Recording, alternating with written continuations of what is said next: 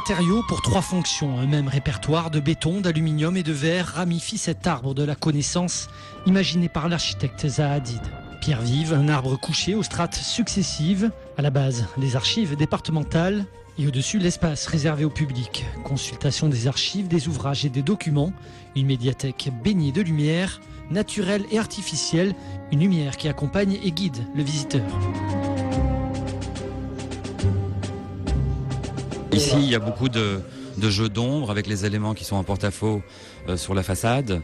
Et puis il y a aussi le rappel de cet grand élément qui a été érodé, ce diagramme de l'arbre de la connaissance, un peu comme on organise les bibliothèques, qui est repris à l'intérieur du bâtiment pour faire des sillons de lumière comme on voit ici et qui permet aussi de guider les visiteurs et les utilisateurs dans cette grande institution. Enfin, à la tête du bâtiment se situe la 3e institution, la Maison des Sports. Pierre vive, cité des savoirs et du sport. L'alliance du corps et de l'esprit est d'ailleurs matérialisée par le côté brut du béton et la fragilité du verre. Cet arbre de la connaissance, au coût exorbitant de 125 millions d'euros, a pris racine à quelques mètres seulement du quartier de la Mosson, loin d'être le jardin d'Éden.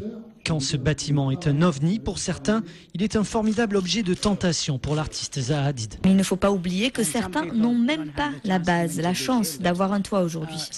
Alors pour moi, l'inspiration, c'est vraiment un bâtiment qui fait envie. C'est donner envie d'entrer à l'intérieur. Il ne faut pas oublier l'inspiration de la période moderniste avec la lumière, avec une invitation vers l'intérieur. Le fait de vouloir intégrer les lieux. Donc l'espace, ça coûte, ça a son prix. Mais quelque part, ça n'a pas de prix. Un prix justifié par la complexité du bâtiment imaginé par cette figure du mouvement déconstructiviste. Zaha Hadid truste les prix d'architecture depuis 10 ans.